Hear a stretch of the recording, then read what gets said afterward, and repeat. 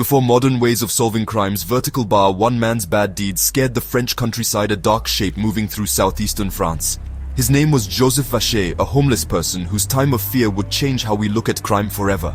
Vacher picked on the weakest people, lonely shepherds and farm workers disappearing before anyone noticed. Because he moved around so much, he was like a ghost who hunted, making police look beyond old ways and into the mind of a bad guy. Today, we go back to the late 1800s to learn about the life and crimes of the man called the French Ripper. This is the story of a society facing a new kind of scary person and the start of understanding why people commit crimes. In 1800s France, Joseph Vacher, a homeless wanderer, became known by terrifying names. The French Ripper, the Southeastern Slasher, L'Éventreur du Sud-Est. Unlike Jack the Ripper, Vacher hunted in the open countryside, Ardèche, Drôme, Isère, moving unseen. His victims were young, alone, and easy targets, often shepherds and farm workers. The police struggled to piece together the crimes, hunting a ghost. Born in 1869 to a poor farm family, Vacher's early life seemed normal. But after a failed love story and a suicide attempt that left him scarred, Vacher's life fell apart. He was briefly in a mental hospital, then released as cured, becoming a beggar. Being unknown was his weapon. The newspapers, seeking sensational stories, dubbed him the French Ripper, comparing him to Jack the Ripper. Vacher became a symbol of hidden dangers in rural France. His attacks were shockingly brutal, stabbing, choking, and mutilating bodies. For 3 years, from 1894 to 1897, Vacher spread fear across the countryside. Before modern crime science, finding him was nearly impossible. Vacher became a terrifying legend. His crimes forced police to rethink their methods, exploring the mind of a killer. Vacher's story reflects a society confronting its own darkness. He transformed how crimes were investigated in France. His legacy endures, not just for his brutality, but for the changes he forced upon a nation. The French Ripper's shadow remains, a reminder of hidden dangers. His case marked a turning point in the history of criminology. The story of Joseph Vacher offers a chilling glimpse into the origins of modern crime psychology. It began with a wanderer, moving unseen through France. After he was let out of the mental hospital, Joseph Vacher became a constant wanderer, his path both without a goal and deadly. He walked the huge countryside, picking on shepherds and farm workers, those living alone, far from help. Vacher's knowledge of country life let him blend in, looking like just another beggar or traveling worker. Being unknown was his protection, and the lack of connection between rural police was his friend. The size of his crimes was amazing. Victims spread from Provence to the Alps, each killing a local puzzle. Talking between police groups was slow and broken, making it almost impossible to connect the dots. Vacher used these weak spots, moving on before investigations even started. His attacks followed a scary pattern. He came up to victims pretending to need help, then struck with sudden, brutal meanness. The only thing connecting the crimes was how savage they were. Many stab wounds, cut throats, and often sexual attacks. One of his first known victims, Eugénie Delhomme, was found badly cut up in 1894. Her case, like so many others, went cold. Each murder was a sad event, but no one saw the bigger pattern until it was too late. Vacher's journey was hard to guess. He slept in barns, forests, or wherever he could, always staying hidden. Stories of a crazy man hunting in the countryside started to spread, making people more scared and suspicious. Because his attacks were random, anyone working alone could be next. For over 3 years, Vacher's deadly trip continued, with at least 11 confirmed victims, though the real number is probably higher. He was like a one-man disease, moving quietly through the heart of France. His wandering way of killing was a new and terrifying thing, showing how weak a rural, disconnected society was. Vacher's time of fear forced the French legal system to face a killer who didn't care about any rules. The countryside was no longer safe. The fear he caused was everywhere. His crimes showed the urgent need for better talking and working together among law enforcement. Vacher's deadly journey changed how France thought about crime and investigations. The terror he spread would have long-lasting effects for the country. His story is a clear reminder of how one man can use the weak spots in society. The history of his crimes would shape the future of crime justice in France. Vacher's path of destruction left scars that would not heal quickly. The countryside he haunted would never forget the shadow of the shepherd killer. His journey was both a personal fall and a national problem, and it would take a new kind of detective work to finally catch him. When Joseph Vacher was finally caught, the question was not just what he had done, but why. He said he was made to do it by supernatural forces, a bite from a crazy dog, voices telling him to kill. Vacher insisted he wasn't responsible, making himself look like a troubled tool of fate.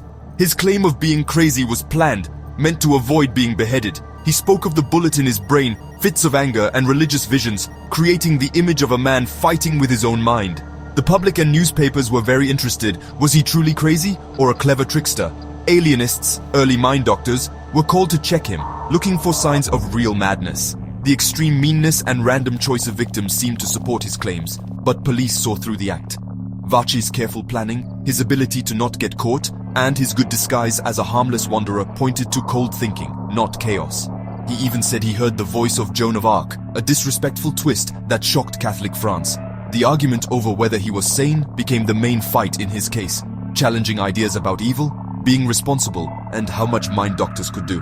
In the end, the courts said no to his claim of being crazy, but the questions remained. Was Vacher a madman, a master trickster, or something in between? His case made France face the mysteries of a criminal mind.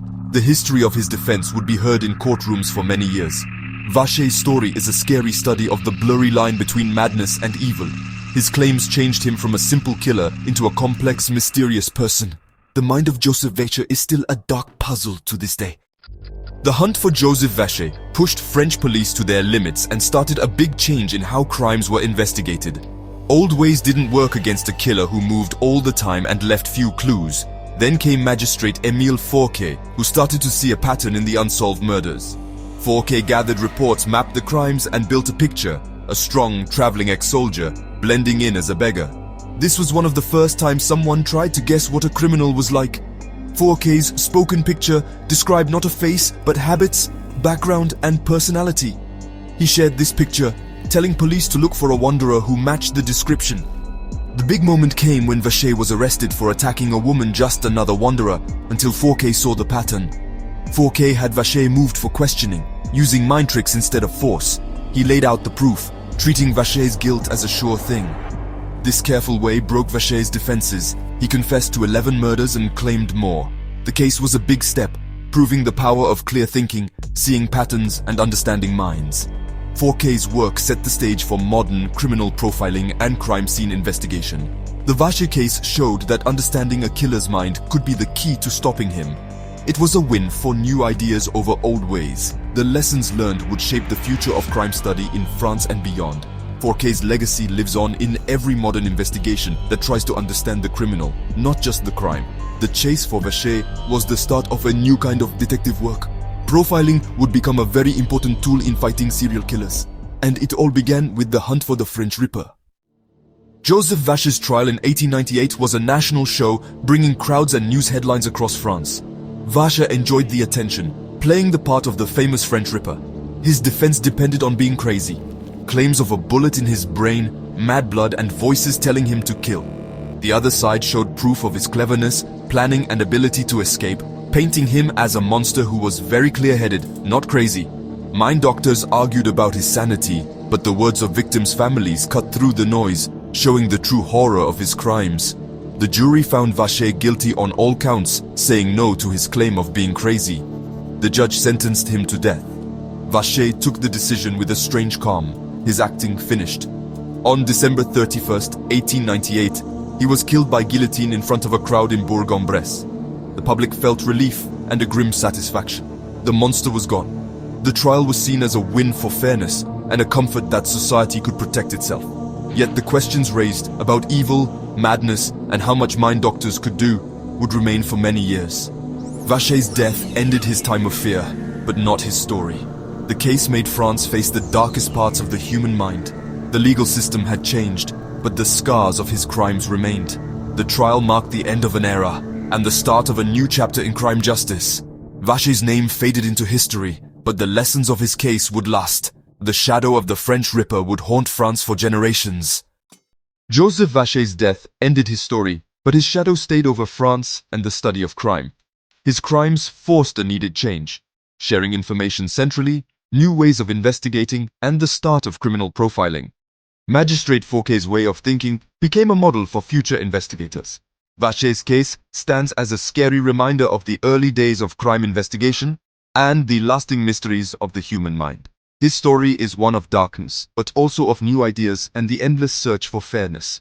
The questions his case brought up about madness and being responsible still echo today. Vacher was a monster, but his terrible story helped create the tools now used to hunt others like him.